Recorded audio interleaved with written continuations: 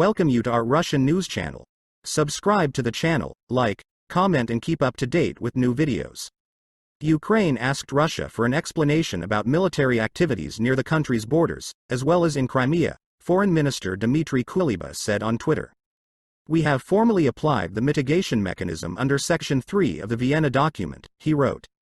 According to the provisions of this document, Russia must indicate the exact areas for conducting military activities, name the dates of its completion, as well as the name, subordination, number of military formations, types of weapons and military equipment that take part in it, the diplomat said. Kuleba added that Ukraine gives Russia 48 hours to respond.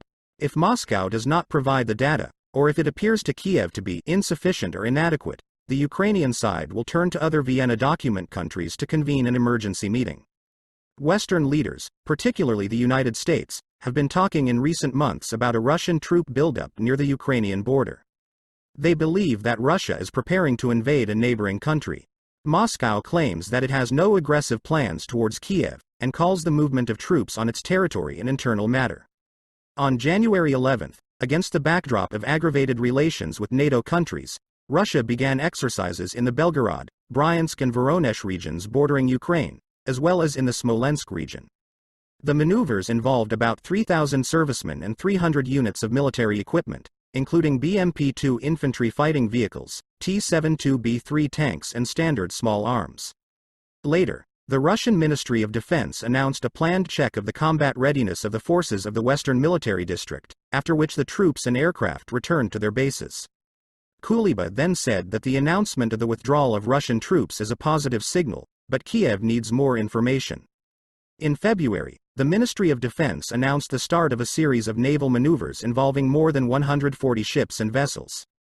Russia has issued a notice, NOTAM, to aircraft pilots warning that it will close airspace over parts of the Azov and Black Seas for the duration of the exercise.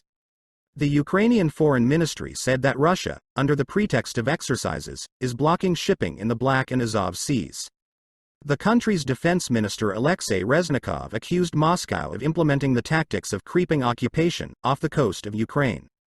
Press Secretary of the President of Russia Dmitry Peskov, in response, stressed that the movements of Russian ships in the Black Sea comply with international maritime law. That's all. Thanks for your attention. Subscribe to the channel and keep up to date with the latest news from Russia. Good luck.